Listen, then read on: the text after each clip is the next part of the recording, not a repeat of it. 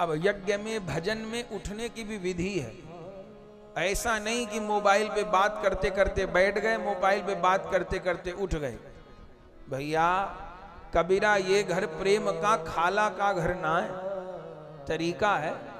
भगवान नाम जप कर रहे हैं तो कोई नियम नहीं, पर अपने नियम का भजन पाठ कर रहे हैं तो आचमन लेके बैठना चाहिए।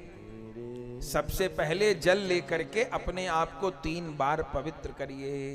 अपवित्रो पवित्रो वा सर्वावस्थां गतोऽपि वा यः स्मरेत् पुंडरीकाक्ष सभाया अभयंतर शुचि पुंडरीकाक्ष पुनातु पुंडरीकाक्ष। तो पहले अपने आप को पवित्र करना होता है। ठीक, आसन को पवित्र करिए, अधिक नहीं तो संक्षिप्त विधि तो चाहिए। अब आचमन करिए। आचमन किन मंत्रों से होता है? 3 मंत्रों से।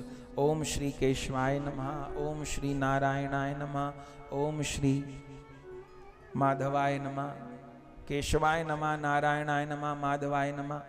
इन मंत्रों से जल मुख में डालने से क्या होगा? बोले स्नान किए हम तो बाहर की शुद्धि हुई, और अब भगवान नाम के साथ जल ग्रहण किए तो भीतर की शुद्धि हो गई। स्नान आदि में भी हमको कमी रह गई, यदि आचमन करेंगे तो पवित्र हो जाएंगे। अरे कहीं सफर में है, 24 घंटा ट्रेन में बीतेंगे और भजन नहीं, स्नान नहीं हो पाएगा, ट्रेन में मुसीबत है, क्या करें? तो कोई बात नहीं, नियमित भगवान नाम का जब वहां पर भी हो सकता है, आचमन ले लो। पुंडरीकाक्ष पुनातु माम कह के अपने को पवित्र कर ले, आचमन ले लो, भजन तब भी किया जा सकता है। जहां नहीं नहा सकते, रोज घर पे ऐसा मत स्नान शुरू कर दीजिएगा।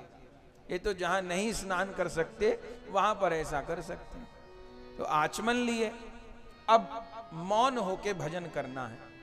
पहले पवित्र किए, फिर 3 बार आचमन किए, हाथ झूठा हो गया तो गोविंदाय नमो नमः कह के हाथ धो लिए।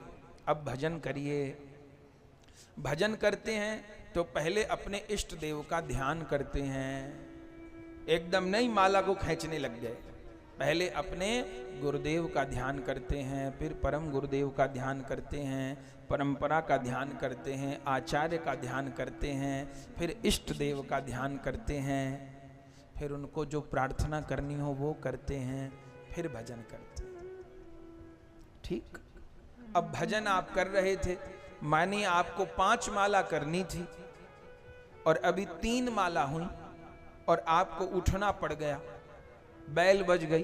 अभी नियम का भजन माता बहन कर रही थी, दरवाजे पे आवाज आ गई, या जरूरी मोबाइल ही बज गया, वो तो बजता ही रहता है, अब वो उठाना है।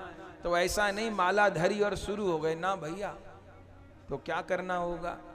तो सबसे पहले 3 बूंद जल पृथ्वी पर छोड़िए। कर्म कांड में तो ब्राह्मण आचार्य लोग करवाते हैं, इंद्राय नमः, शक्राय नमः, इंद्र चोराय नमः, ये तो कर्म कांड की बात होगी। अपने यहाँ भजन मार्ग में राधा गोपाल चरण अर्पण मस्तु, निताई गौरांग चरण अर्पण मस्तु। मैंने जो भजन किया वो राधा गोविंद के चरणों में अर्पण है। 3 बूंद जल पृथ्वी पर छोड़िए और उस जल को लेकर के ऐसे माथे पर लगा लीजिए। अब उठ जाइए, अब आपको जो काम करना है वो कराइए। ठीक, पर बाहर नहीं जाना, घर के भीतर का जो जरूरी काम है वो कराइए।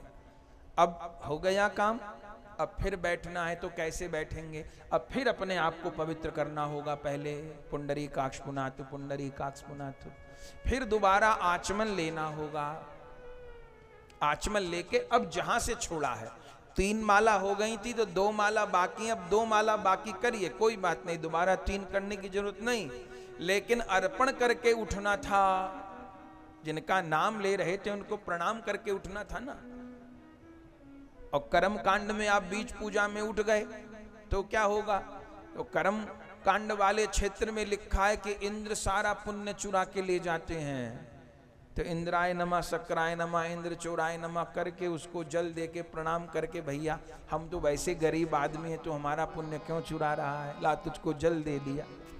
ऐसा करके समझदार व्यक्ति उठता है।